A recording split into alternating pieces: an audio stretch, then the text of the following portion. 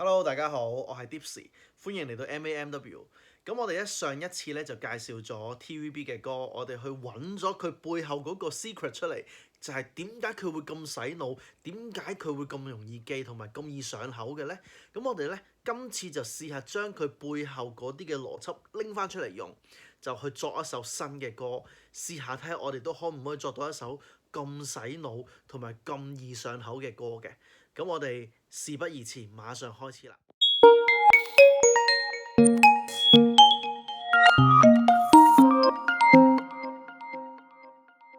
正所謂萬丈高樓從地起，我哋今次咧決定咗唔係用一個靈感嘅方式咁樣去作曲，而係跟住規矩、跟住個邏輯咁樣去做嘅話呢，我哋就需要一步一步咁樣作嘅。咁而第一步呢，我認為係需要先 set 咗個 phrase，即係樂句先。喺呢一個步驟，其實你係唔需要去諗任何音同埋任何複雜嘅拍子嘅。我自己就只係用咗啲半拍啦、一拍啦同埋兩拍去做咗呢一個步驟啫。一個 phrase 除咗係用一條弧線，即係 phrase mark 去表達之外呢，最緊要呢就係嗰個 phrase 嘅尾呢，嗰粒音係要相對於前前後後係比較長嘅。好啦，幫呢個8個bar嘅旋律搞好咗個 phrase 之後呢，我哋就要統計一下究竟呢度有幾多粒音咯。咁原來呢，佢就係有46粒音嘅，而紅色 highlight pen 間住嗰啲呢，就係重拍，即係話 total 佢係有29粒重拍，剩翻17粒弱拍。根據上一次我哋分析 TVB 嘅歌啦，忘記我自己同埋讓愛高飛呢，佢哋呢都係有2/3嘅弱拍同埋1/3嘅重拍嘅。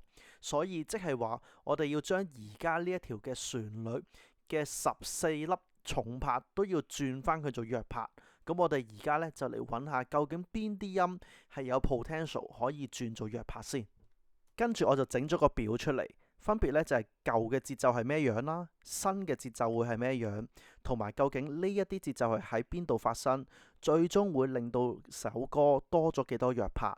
我第一個想處理嘅節奏呢，就係第1、第3、第5、第7個 bar 嘅第1、第2拍嘅，佢哋都係一個 one and two and 咁嘅拍子，咁我就想佢變咗做噠噠噠噠咁樣嘅一個切分音嘅節奏。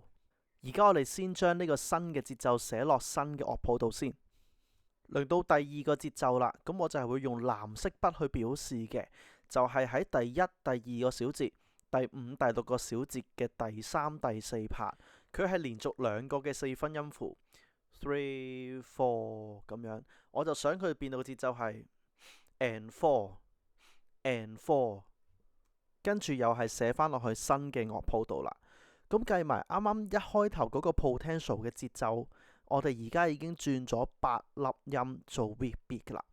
第3個呢，我就想揾第3小節同埋第7小節嘅第4拍，佢本身係一個 four and 嘅節奏，跟住我就想將佢變成 and r and r 咁樣嘅節奏啦。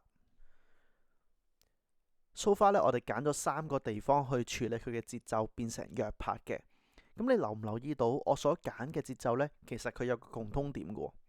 原來我1至4個小節同埋第5至第8個小節呢，就做咗個對稱，咁呢令到觀眾聽起嚟呢，就會更加認得出我呢2句係同一首歌嚟嘅。咁不過留心啦，如果我哋做得太多呢啲對稱，太多一致性嘅嘢呢，咁就會令到個旋律好容易變得好悶啦。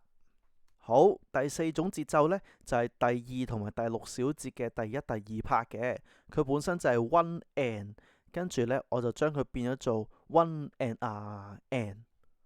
而最後第5種節奏呢，我就想特別啲，就淨係喺第7小節嘅第3拍啫，佢本身係 three and， 而家變咗做 啦。最後一個被改動嘅節奏呢，就係喺第4小節嘅第1拍，佢本身都係 one and， 我而家將佢變做同上面有啲似，不過上面係有胎，而我今次係冇胎嘅。處理埋第6個嘅節奏改動，同埋寫翻一啲我哋冇改動過嘅音落去新嘅樂譜之後呢，咁我哋而家呢個新嘅旋律嘅節奏呢，就有2/3嘅弱拍同埋1/3嘅重拍啦。咁喺節奏部分呢，就大功告成啦。不過希望大家唔好誤會，以為呢一個方法就係作曲嘅唯一方法。其實有好多好感性、好浪漫嘅方法，都可以作到好好聽嘅旋律㗎。亦都要睇下嗰個人係咩性格，佢嘅音樂嘅背景係點樣啦。每個人係唔同嘅。咁我今次呢條片只係介紹千萬種方法入面嘅其中一個我比較喜歡嘅方法啫。咁喺我其他嘅片度呢，都有時會去提供一啲 background music 去俾你哋去作自己嘅旋律嘅。咁嗰啲正正就係用一啲音樂感啲嘅方法、感性啲嘅方法去引大家嘅旋律出嚟啦。到第三部分，我哋開始要處理音啦。咁我哋呢，去寫翻個 chord progression 出嚟先。我就用咗一個好典型 C 大調嘅 chord progression 去做一個例子嘅。然後我就去揾一啲有 potential 嘅音呢，就將佢變做 non-chord tone啦。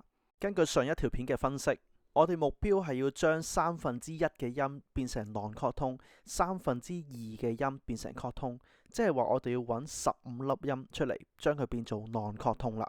咁第一個 potential 嘅音呢，就係1、2、3小節同埋第5、6、7小節嘅第一拍啦。第二種有 potential 嘅音呢，我就揀咗第1、3、5、7小節嘅第2同埋第3拍嘅。然後我就用紅色筆圈住咗第2同埋第6小節嘅第3拍嗰個 end beat 嘅。所以而家就已經有12粒 non-chord tone 咯。咁我哋揾多3粒就 OK 啦。跟住個3粒音呢，我就會隨機少少啦。我就會揀第3、第4同埋第7小節嘅。咁呢條旋律做到呢度呢，就已經完成咗一半啦。我哋呢，將啱啱諗過嘅嘢 plan 好咗，嗰啲弱拍、強拍同埋拍子呢，而家再寫一次出嚟先。下一步呢，就開始可以諗 interval 同埋一啲最特別嘅位、最高音嘅位係俾邊度發生啦。仲有一樣嘢想大家都留心呢，就係究竟呢一首歌係會俾男唱定係俾女唱呢？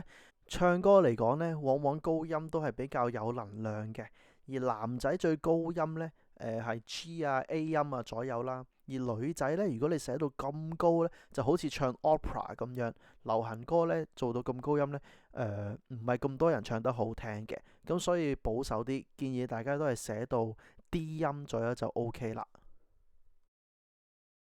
咦，我寫下都七七八八咯，就嚟寫完。記得要寫埋啲 chord symbol 落去啊！好啦，而家我哋到最後一步啦，就開始要諗埋 interval 咯。記唔記得上一條片我哋嘅分析嗰兩首歌最多嘅 interval 係咩呢？其實就係2度嘅一啲 by step 嘅關係，因為 by step 咧係會比較容易唱啲，所以呢，建議我哋嘅旋律都盡量多 by step， 咁會比較易上口啲嘅。所以做呢個步驟嘅時候，我個心成日都諗住要 by step， 同埋一啲比較遠嘅 interval 呢，係要有規律或者擺喺啲特別嘅地方嘅。咁呢條片嘅理論部分去到呢度就差唔多啦。其實呢，舉一反三，我就用呢個方法去理解下 TVB 啲歌點解會咁洗腦。你亦都可以試下用呢啲方法呢去 analyze 你所中意嘅歌，話唔定你會發掘咗啲好得意嘅嘢出嚟。同埋呢一個都係一個了解自己嘅好方法。最後我哋睇住份樂譜咁嚟聽下個製成品先。